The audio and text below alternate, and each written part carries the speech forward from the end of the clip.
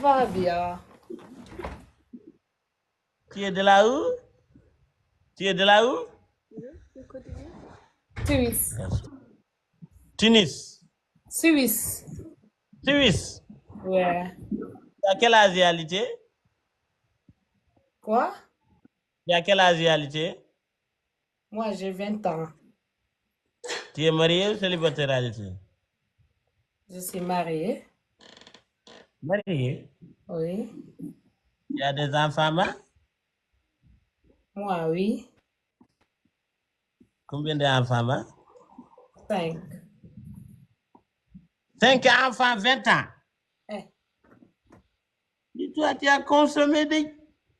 C'est ça qu'on appelle moteur automatique qui consomme toutes les gasoils et les essences, même les pétrons. Machallah. Tu es fantastique, hein? 5 quelle carrière. Quelle carrière. Comme carrière Lamine Yamal. Mais c'est bien, non? Hein? C'est bien d'avoir Travailler les enfants tôt, non? Hein? Et toi, tu as combien d'enfants? Les 25 enfants, si je me calcule les mathématiques, tu as accouché dans la 15 ans. Eh. Tu as accouché ton premier enfant à quel âge? Parce que moi, je suis Paul. Mais dis-moi, tu as accouché dans la quel âge? Ton premier accouchement?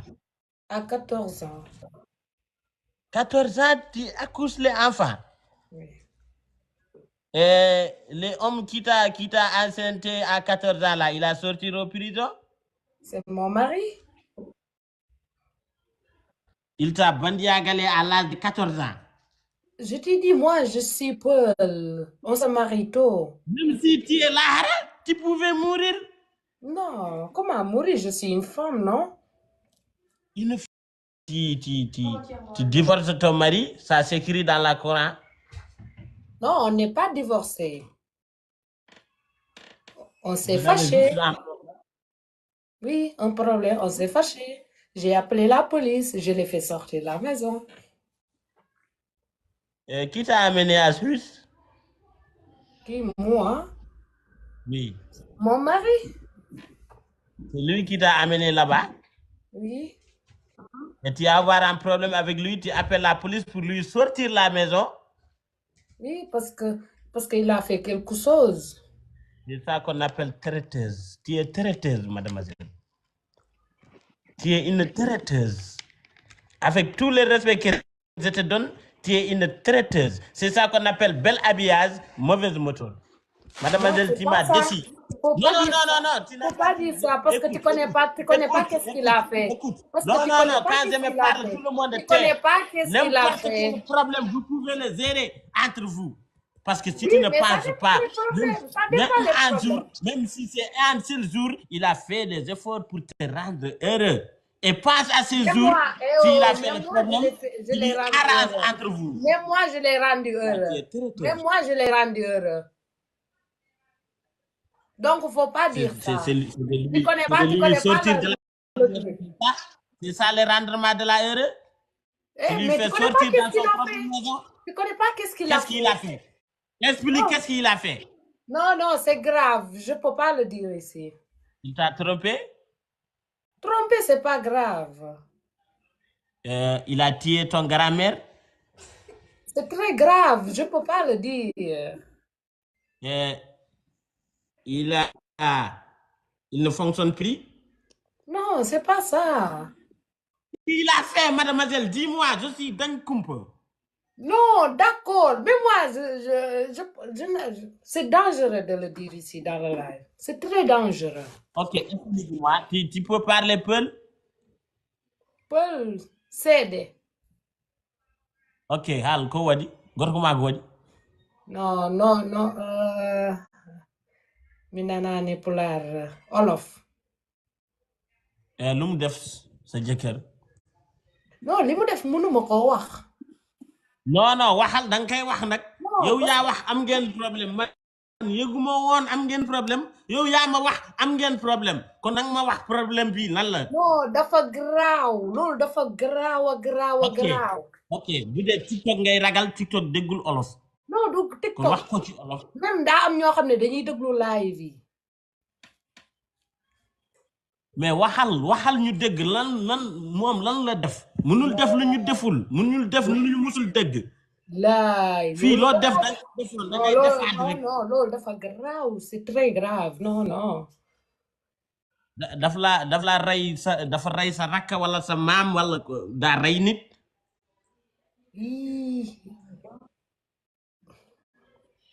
c'est plus grave que rey nit. c'est plus grave que rey nit. yow yaa mun a duul c'est ça qu'on appelle duulkat bu extraordinaire duulkat bu am talent duulkat bu du der buy duul sax du der day duul day nekk à l'aise si duulaayam day nekk à l'aise si ay duulam muy duul di nekk à l'aise et puis nit buy duul di nekk à l'aise moo gën a dangereux mun na la rey te doo ko yëg mun na la rey te doo ko yëg man mii lu gën a garaaw rey nit daa am. laa ilaha illallah kon yow xamoo. Mademoiselle, explique-nous, ton mari il a fait quoi jusqu'à tu lui fais sortir de la maison. Moi ça me fait mal. Ton mari il te fait déplacer pays avec pays. Il te amène là où il est pour te rendre heureux. Et un jour il fait une erreur ou bien il fait une bêtise. Tu oublies tout ce qu'il a fait et tu lui fais sortir de la maison. Oui, mais ça dépend qu'est-ce qu'il a fait. Je te dis, tu connais pas qu'est-ce qu'il a fait. Une femme qui t'a accouché, une femme qui t'a donné 5 enfants depuis tout jeune. Depuis tout jeune. Ça ne veut pas dire qu'il ne t'aime pas, non? Peut-être il t'aime pas. Une femme peut être avec toi pendant 48 ans. Non, ça c'est pas vrai. Une femme, quand il te fait les enfants, quand il te donne des enfants, 1 jusqu'à 5, hein? Si une femme il t'aime pas, il peut pas te faire. Il te fait un gosse et c'est fini. Est-ce que tu sais une femme qui connaît pas la paix, quand il voit la paix, il se sopégo. Non, c'est pas ça. Moi, je suis bien. Même avant de venir ici, j'étais bien. Mais dis-moi, ton mari, il a fait quoi avant de te donner la raison? Non, après, mon n'a andi problème. Dédé, bàyyi noonu. Ban problème la lay indi? Damay andi problème kay. Ban problème? Parce que awma droit nekk fii di wax sa ay problème. Du sa problème la de. C'est un problème la. Nekkul problème am moom kese. C'est un problème la parce que moom yow la ko def. Du man kese. Mais genre, tu peux nous quand même faire un peu d'explication pour me mun a yeggali ko si sama xel parce que man dañ kumpalaa du ma nekk fii. après day tourner sama kaw. Non, bàyyi noonu mu sedd. Ok, genre par exemple, genre nu muy def moom nu muy nuuroo. Xam nga lu mu def daa dem. waaw xaaral ma xool ba pare ba xam nekkul si live. nekkul fii. xam nga lu mu def daa dem. waaw dem takk. waaw dem takk. sama meilleure copine koo xam ne ay mbokk lañu. nii nga may wax problème moo ëpp rey nit sama meilleur ami n'est-ce pas da ko takk doxaanuñ ko foowul ak moom da ko takk te yàlla daf koo bëgg da ko takk si farata yoonu yàlla ak rasulillah sallallahu alayhi wa sallam. mais kooku sama xarit la. même bu nekkee sa mag ba pare sama mbokk. na nekk sa mag si farata yoonu yàlla la ko takk. yow soxor nga de. am na droit takk am na droit yàlla dafa ne. parce que yéen góor ñi yéen ñëpp a yam parce que loolu nga mën a wax yow mii. man booy waxu góor ñi boo ma si dugalee ma ñàpp sa xol. si nga bokk kay. yaa ngi non bu ma wax si laa bokk yow ça veut dire que bés boo takkee jabar di nga takk sa mbokk jabar. man garaawul pour yow jigéen bu ma bëggee jigéen bi bëgg na ma am naa lu mu ko takkee ma takk ko parce que yàlla araamul ko. mais sa mbokk jabar. même si sa mbokk jabar yow bokkoo leen ndey ak baay. yéen moo taxit ma génne ko sa biti.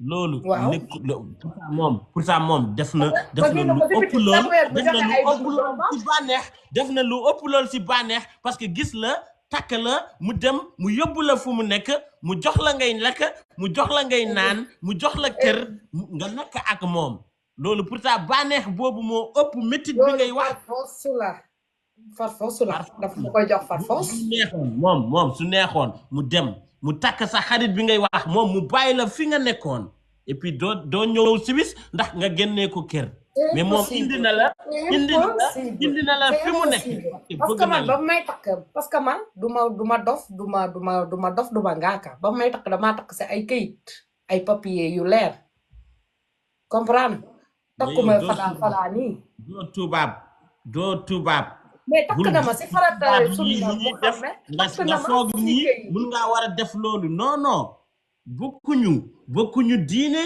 bokkuñu aada bokkuñu dara. C'est pas question de ça. Moi, tu sais, vous, la mentalité là, faut la changer, vous les hommes sénégalais là, sénégalais, mauritaniens, je sais pas, africains. Quand vous mariez une femme, il faut le connaître même dans les documents, dans les papiers, tout. Tu comprends? Mais maintenant, vous se mariez comme ça avec les femmes. Et moi, je l'ai marié comme ça. Après, je peux changer une femme, je peux marier qui je veux. Non, ça passe plus comme ça. Ça passe plus comme ça. Moi, je me demande, être quelqu'un qui connaît savoir vivre et être quelqu'un qui respecte les ordres d'Allah, qui est mieux? Moi, je respecte les ordres d'Allah. C'est pas que Allah a dit quoi? Allah a dit quoi? On doit marier jusqu'à combien de femmes? 4 femmes. Si. 4 femmes. Est-ce que Allah a dit c'est haram de marier quelqu'un d'autre que je connais pas? Allah a dit c'est haram de marier les cousines de ta femme. Allah a dit. Mais quelqu'un qui venait tout le temps chez moi, qui venait chez moi. Même si il est toujours dans tes fesses. C'est dégueulasse. Boko len ndey ak baay mun na ko takk. nga lu gënoon bon mu dem di foo ak moom mu dem di tëdd ak moom te ko loolu moo bon takk si farata man mënuma ko supporter lu tax ma di ko nangu duma ko nangu tey duma ko nangu suba moo tax nga génnee ko kër moo génnee ko sa biti léegi yow yaa ngi da ngay heureux quoi yow tu es heureux. Je suis très heureuse.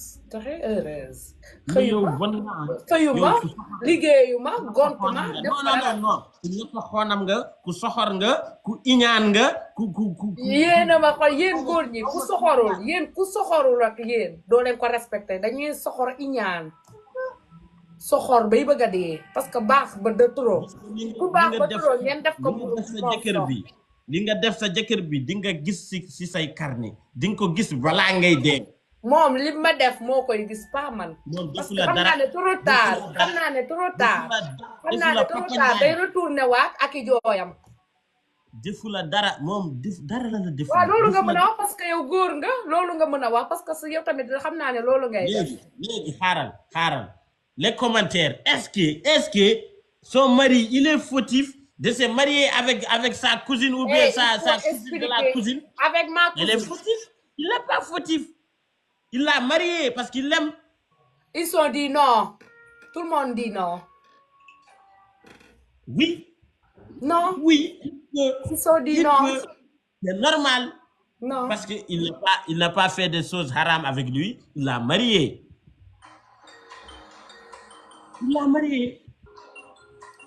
Qu'est-ce que ça veut dire? Il n'a pas fait les choses haram. Tu es dans la tort. Mademoiselle. Il faut aller, tu demandes pardon à ton mari parce que toi qui es dans la tort. Jamais de la vie. Va demander pardon à ton mari, s'il vous plaît. Je ne demande pas pardon. Pourquoi je dois le demander pardon? Moi, je n'ai rien fait. Ce que tu lui as fait, c'est vraiment moi, ça me touche. C'est comme si c'est moi qui te l'ai fait. Attends-toi que tu te maries d'abord et va marier la cousine de ta femme. S'il va te jeter dehors ou pas. Mais mademoiselle, il t'a rendu heureux des jours et des jours. Même moi, je l'ai rendu heureux. Je lui ai donné 5 gosses. Imagine, si tes enfants, ils ont grandi et ils ont demandé pourquoi la séparation entre toi et votre père et pourquoi tu lui as sorti de la maison. Et je lui ai dit parce que leur père, il est marié de il est parti marier ma cousine. Et je ne les supporte pas. Si tu ne le regardes pas lui, regarde tes enfants. Moi, j'ai regardé mes enfants, mais je n'arrive pas, je ne le supporte pas. Pardon à votre mari. Je ne veux pas mourir